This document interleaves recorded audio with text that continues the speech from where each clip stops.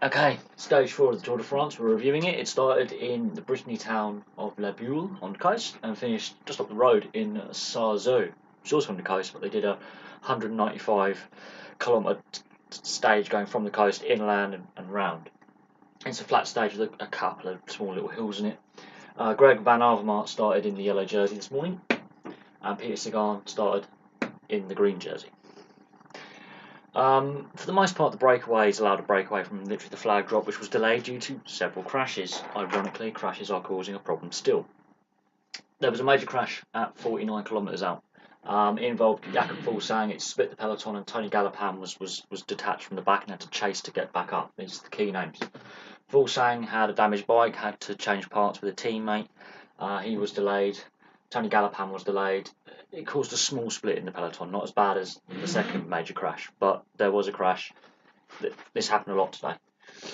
Now the breakaway is now given a bit of respite and is getting further away. They were brought back to 1 minute 10 seconds. They stretched it back out to 2-3 minutes at this point. There was another crash 5 kilometre out, and that did split the peloton and then left riders on the ground. And we're not sure if any abandonments have taken place because I'm filming this straight after the stage is finished. But that crash was really severe, much more severe, I feel, than the crash on stage 2, on Peter Sagan's stage win. Big accident. These two crashes were quite serious.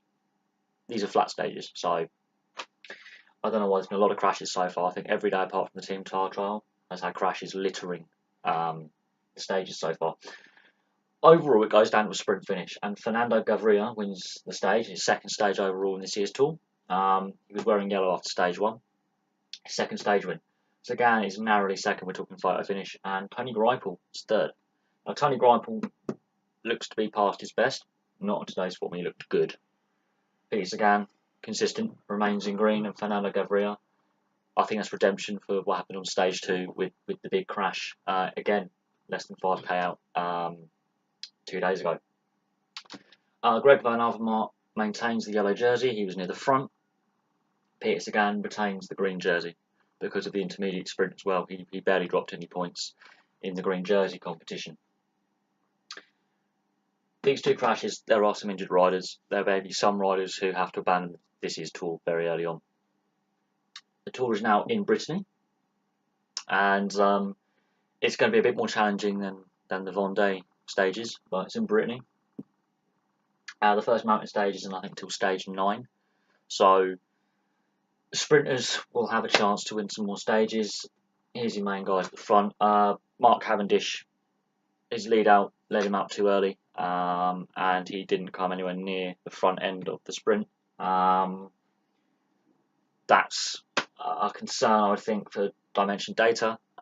Team Sky didn't do much at the front of the peloton. I don't know if any of their riders were involved in this crash 5 kilometres out. We will find out, overnight if there's any abandonments. But that was a very, very heavy accident. There were riders lying in the road. This one wasn't so bad. This one was worse. Still, I am really surprised that so many crashes are happening on the flat stages, and so early on in the Tour. It's just chaotic Tour. That's stage 4. Tomorrow's stage 5. We'll see if Peter Sagan can maintain the green jersey. We can see how long Greg Van Avermaat can maintain yellow. I'm assuming Team BMC will try and keep him in yellow to help Richie Porte for as long as possible, and he will relinquish that in the mountains. They're obviously their main goal is to get Richie Porte into general classification position, but Greg Van Avermaat gets to hold yellow for another day. And yeah, interesting sprint finish at the end there. So that's stage 4 in a nutshell. Most of the action happening in the last 50k.